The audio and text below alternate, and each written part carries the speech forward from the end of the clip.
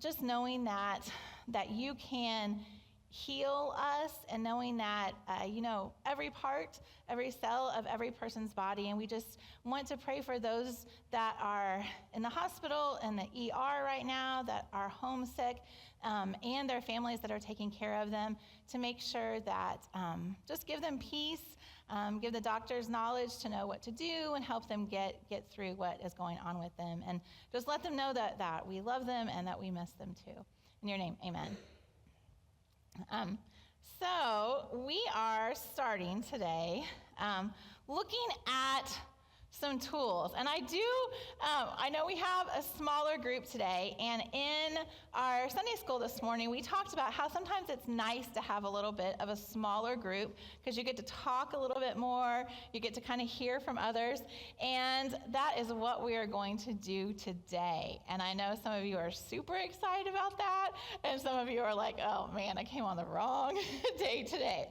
But I have a few little tools for you this morning, and you're just gonna shout out. And luckily, as I look around, most of you I can trust. Some of our inappropriate people are not here today, but I want you to tell me what ways in which you would use these tools, in normal, everyday ways that you would use these tools. So first, spatula. Just yell out. What are some ways that we would use a spatula? Good. Flipping burgers, pancakes, just cooking in general. Will you grab me my water? Sorry. Excuse me. What about this? This is, if you can't tell, this is a napkin. Thank you. A napkin. Just shout out, what are some ways we could use a napkin? Yeah, your hands. Yeah, spills, picking up spills. Not the fancy napkins, because they're terrible at that, but some napkins there. Another one, what about a comb? What are some ways? Comb your hair. Yeah, get yourself looking really good there. And our last one, a TV remote. Changing channels. This one is actually for our sound, because we have about 17 different remotes that we have to use for each TV. So this is for our sound. So we've got some just regular old tools here that we can use for different things. Now, we use those in everyday ways. And we have different tools and talents in our lives that we use for everyday ways. But God can take any talents, any tools that we have, and use them for Him if they're offered in faith. So what I want you to do for just a couple minutes, with those that are close around you, you might have to move a little bit, it's okay. I want you to talk about these tools, the spatula, the comb, the TV remote, and the napkin, and think of some ways that you think that these everyday tools could be used for God, that could be used in a purpose of God. I'm going to give you just a few minutes. You can move around, talk. Like I said, we're small today. Just go ahead and find some people to talk to about those tools, how they could be used in everyday ways.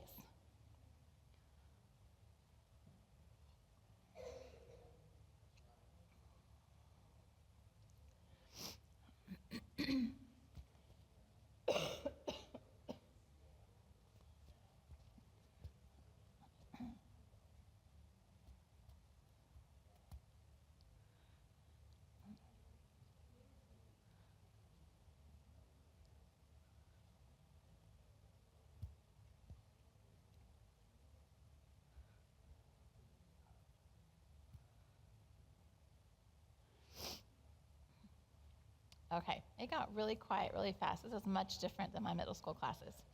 So what I want you to do is, just now, you're just going to yell out, just what are some things that you guys thought about in your groups? Some ways to use, what about the spatula? What are some ways that we can use the spatula for God? Good, feed other people. Good. Anything else? I'm really glad that nobody said to spank their children at all, because I won't say I ever did that with special education. Not at all, not at all. Especially, well, I'm not a part of the daycare anymore, so I guess it doesn't matter. What about the comb? What were some ways that you came up with to use the comb for ways for God? That one's a little bit more difficult, maybe. Yeah, like straighten their hair. I've seen a lot of places too that will give haircuts, like to kids, maybe before school starts and things like that. What about the napkin? Good.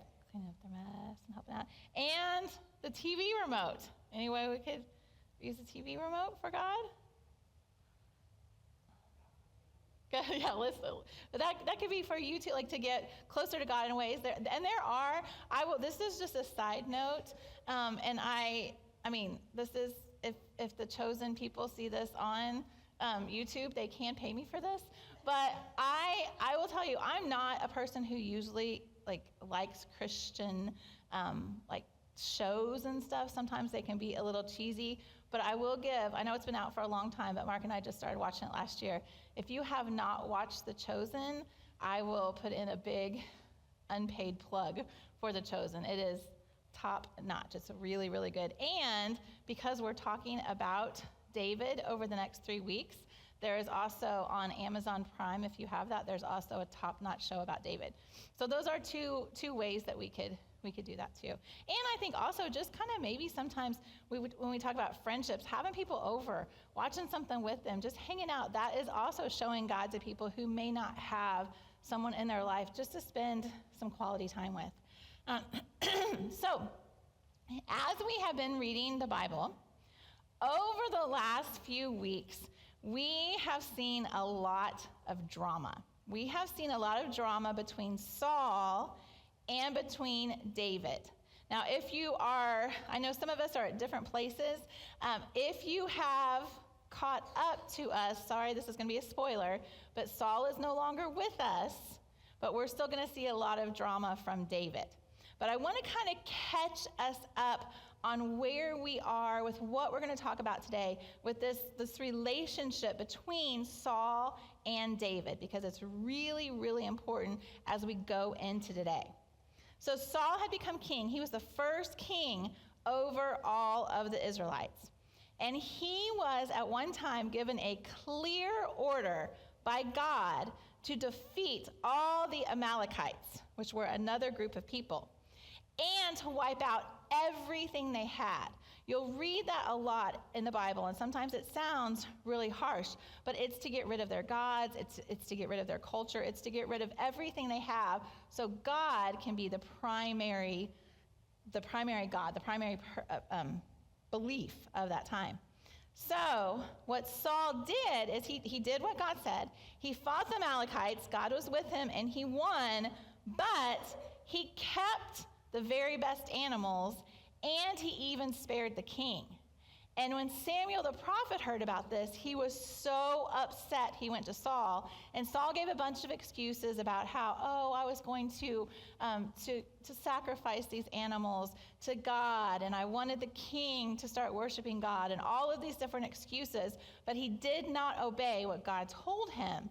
So Samuel said, God is removing himself from you because of your obedience, and God is now rejecting you as king.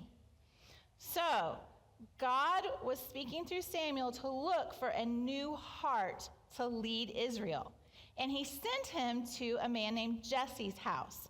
And Jesse had lots of sons, and all these sons kept coming in, and they were what you would think would be kingly. They were big and strong and handsome, and all of these different guys were coming in, and Samuel kept saying, nope, that's not the one. Nope, that's not the one. Nope, that's not the one. Until finally, the youngest boy, who was just a quiet shepherd, kind of wandered in from the field, and he felt God telling him, that is the one. And his name was David. And right there, Samuel anointed David as the new king. Now remember, Saul is still the king is still in control. So there wasn't a public coronation. It was almost secretive at this time, but the Spirit of God left Saul and came up on David as the leader. Now, back in Saul's palace, things were going really bad. Saul was tormented by a spirit, and he was just upset all the time, just worried about what was going on all the time. And someone suggested, well, maybe some music would be able to calm you down, calm your spirit down. And David was known as this great musician who would write different songs and play different songs. And so they asked David to come in and play for Saul. And when David came in, Saul was able to calm and was able to just have a more peaceful spirit, because David, who had the Spirit of God on him, was in there with him. And he liked to be around David because he felt that peace and calm from him. So all of this is going on. That's kind of the meeting of David and Saul at the beginning. While this is going on, this war with the Philistines, because at this time they were kind of fighting everyone, trying to take over the land that God had given them. And this war with the Philistines was just amping up. And the Philistine army had gathered on one hill, and the Israelite army had gathered on the other hill. And there was a giant man named Goliath. And Goliath would come out every day and start taunting the Israelites and yelling at them and saying, I want just one man to come and to fight me. And he mocked their God. And for 40 days, none of the Israelite army, not one man, would come and fight Goliath. So Jesse sent David into this camp because David's brothers were there as soldiers. And so he sent David and sent him with some food and some supplies and just to kind of check on his brothers. Well, when David arrived, he heard Goliath taunting the army and yelling at them and heard the insults. And David could not accept that the Israelites were letting this happen, that none of them were standing up for God and were fighting him. So he himself went to Saul, the king, and volunteered to fight.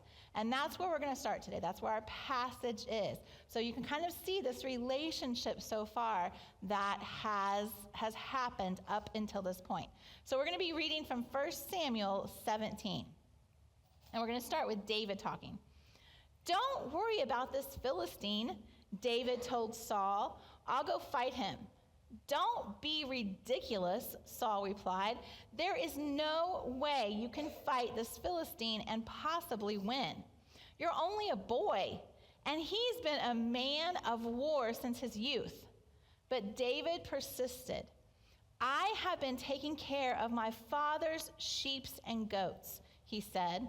When a lion or a bear comes to steal a lamb from the flock, I'll go after it with a club and rescue the lamb from its mouth. If the animal turns on me, I catch it by the jaw and club it to death.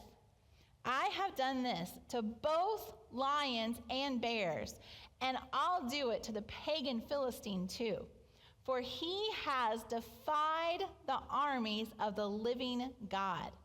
The Lord who rescued me from the claws of the lion and the bear will rescue me from this Philistine. Saul finally consented. All right, go ahead, he said, and may the Lord be with you. And I love thinking about that scene because I just imagine David as this scrappy little kid kind of coming up and saying, what is going on? It was like the soldiers had gotten used to Goliath taunting and talking about God and all of these things. And David walks in and says, what is going on with you guys? We have to figure out something. We have to do something. The only thing that David had on his resume to fight this giant was that he had been a shepherd. That's what he was telling Saul. He's like, I've been a shepherd. I fought these animals. I can do this. He had so much faith in God that he knew he could fight anyone who was defying God. Now, at that time, when they would fight, when different armies would fight, they would fight each other, but their God would get the glory for whoever won that battle. So Goliath wasn't just putting down the Israelites. He was actually putting down God, who is the one true God. And so when they weren't stepping up to fight, it was showing that they didn't have faith that their God could beat the other gods that the other cultures believed in. So David didn't necessarily believe that he himself could win this battle and could fight this giant, but he believed that his God was better and was the true God above all other gods, and his God could defeat the giant. And sometimes we take that ourselves. We might feel like what we have isn't enough, that we can't battle ourselves, we can't fight the battles. We talked about this actually this morning a little bit in Sunday school about how in our own strength we can't fight.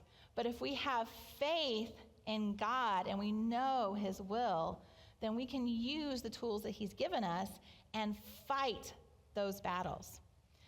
And just like we have these, ordinary tools that we had in the beginning, I believe that God gives us tools and talents that might seem really ordinary to us. Just like how David just, was a shepherd. That was his job. That's what he did. He gives us our own tools and talents that we can use for him. So that's what we're going to look at today. We're going to look at how we can use our gifts for his glory. And the first thing that we have to do is that we have to recognize the gifts that God has given us. David just had a sling and he had some skills as a shepherd. And those were just his ordinary experiences. That's what he did every day. He had spent years perfecting using those stones and the sling to defend his father's animals, the sheep, the other animals that he was around. He'd spent years just perfecting that and practicing. So our gifts that we don't even really realize are important will help us in our battles. They might be vocational things that we do at work, things we've learned. They might be personality traits that we have. And they could also be some life experiences, things that we've gone through to help other people with. I think about, and as I look around, most of you guys know my oldest daughter, Eve. And in school and when she was younger, she is highly ADD, highly ADD. She's basically just a blur when you see her. In any picture when she was young, she didn't even stand still enough to do a picture. And so I remember going through school, it was so hard for her. It was hard for her to sit down. It was hard for her to finish work. It was hard for her to read something. It was always difficult for her to kind of fit into that mold. And as a teacher, it was hard for me to see that in her too. But I remember God just telling me, I made her the way that she is for a purpose, and she's going to serve a purpose. And I think about now, if any of you follow her on any of the social media, any of the things, her craziness, her wildness, her ability to adapt to different things has served her so well as a missionary. It has.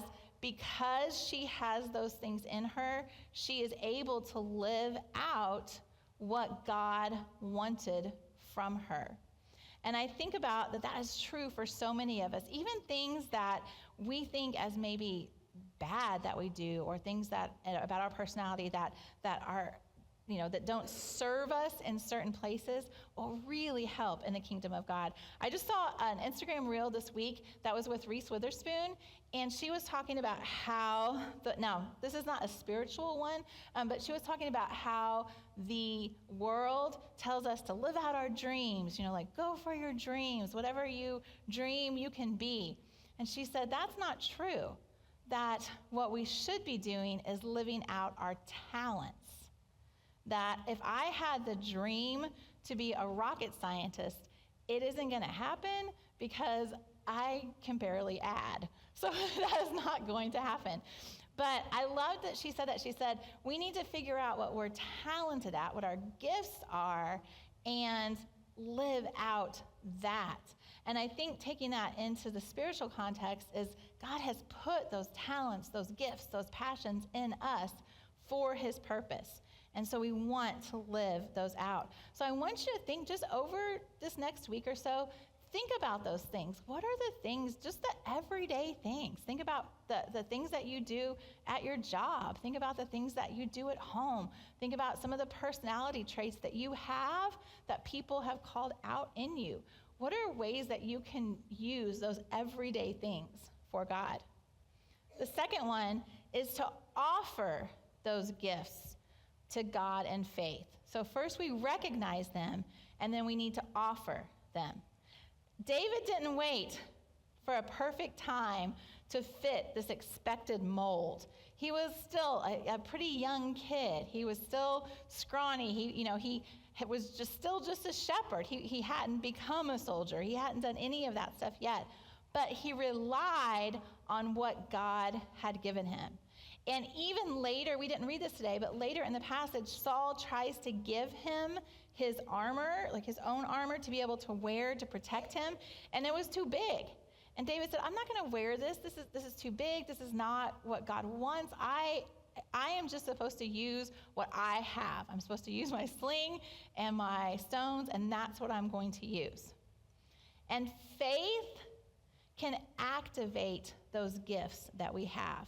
If we surrender them and give them to God, then the faith that we have in him can activate those ordinary gifts that we have to be able to use in his service. I think about, if you read, and I think it's in Matthew, is the first time, is about the feeding of the 5,000. It's in a few different places in the gospel, but there's just a little boy. There's all these people that are hungry that have been listening to Jesus speak.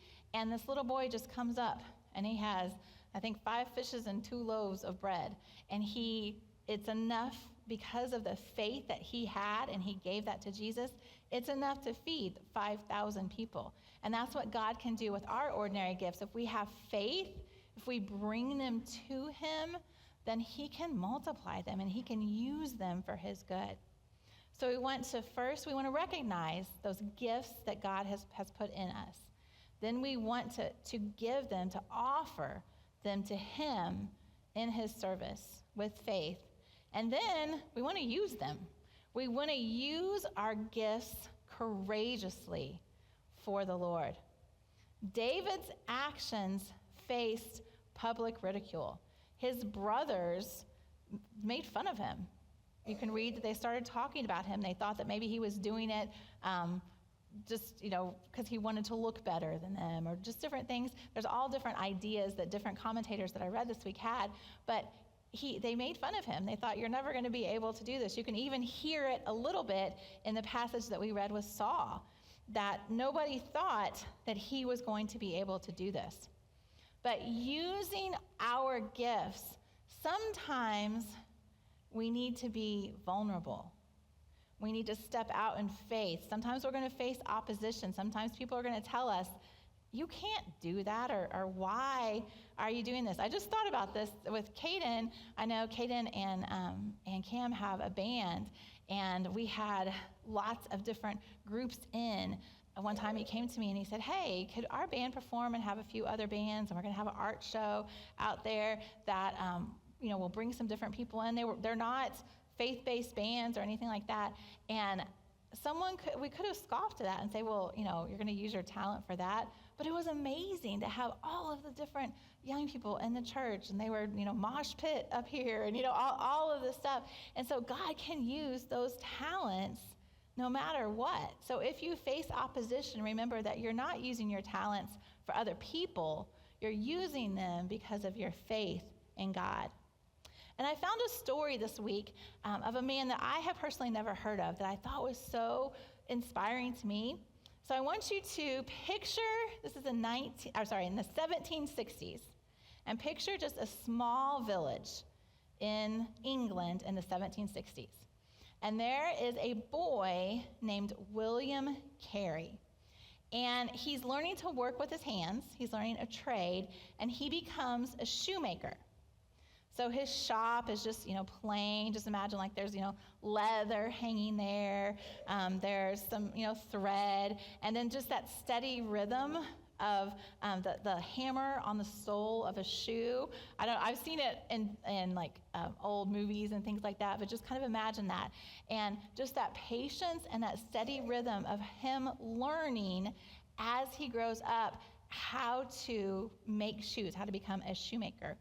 But in the quiet, in between, when the customers are coming in, he does something that most people that are tradesmen at that time don't do. He learns to read. And he reads everything that he can get his hands on. And he even starts to learn new languages. And so as he grows into someone who is really thoughtful, and he actually becomes a pastor of a small congregation in their village there.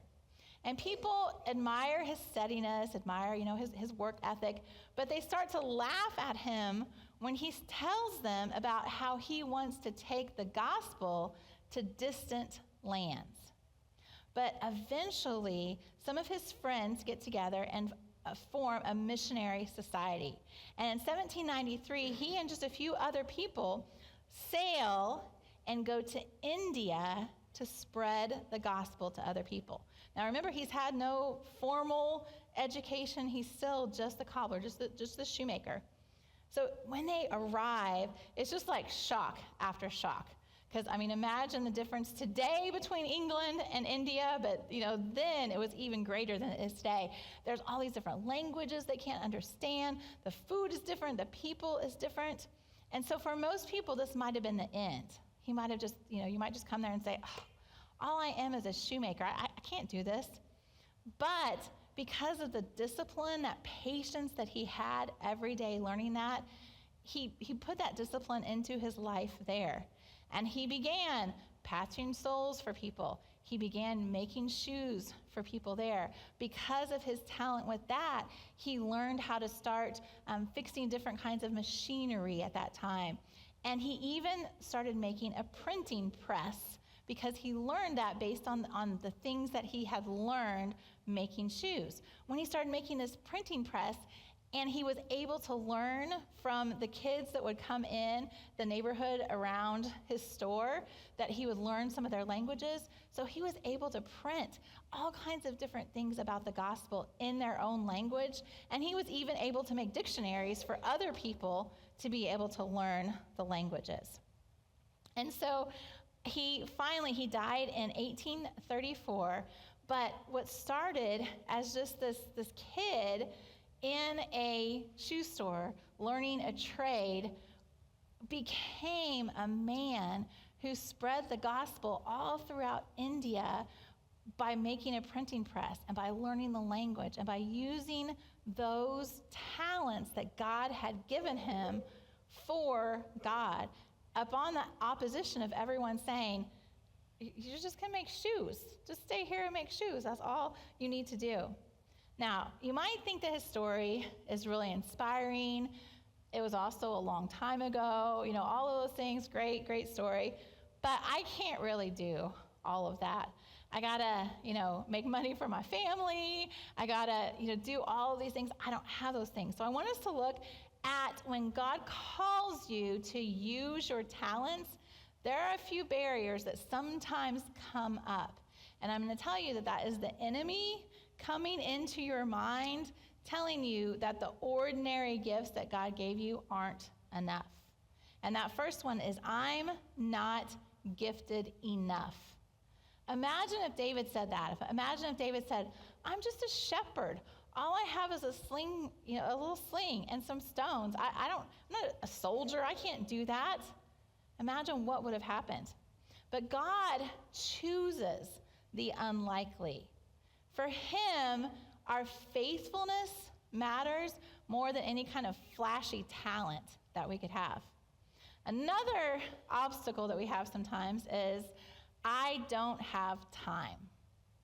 And I can understand that. I had 3 kids.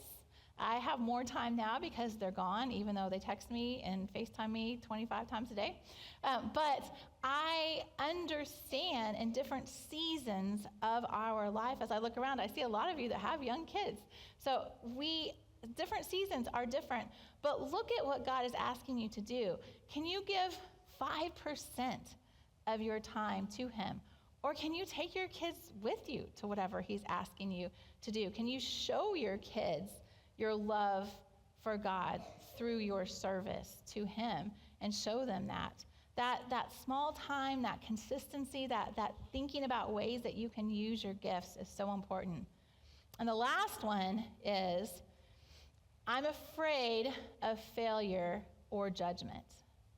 And that one can hit really hard because, especially based on maybe our family of origin, based on what you have been told before, that idea of failure can hit some of us really hard. But it doesn't matter. If you are serving God, you're not going to fail. That God is going to be with you. And even if, sometimes when I think about failure, we think about our expectations and how high our expectations, like this is success for us. This is what, perfection is what I have to do. It's not perfection. It's what God wants from us. David didn't suddenly become this, big muscular man and go and be able to fight David. He just used what he had. He used a little stone, and God was able to use that to take down the giant. So get that idea of what success is and how failure could affect you out of your head. Because just reframe failure as a faithful attempt at doing what God wants you to do. In your bulletin today, you have just a few questions that I want you to take home, and you can talk. You can think about yourself. You can talk about it in your home. But just first of all, what are some ordinary skills or experiences that God has given you that you've been reluctant to use in ministry? And like I said, that first one is just recognizing what are some skills that we have.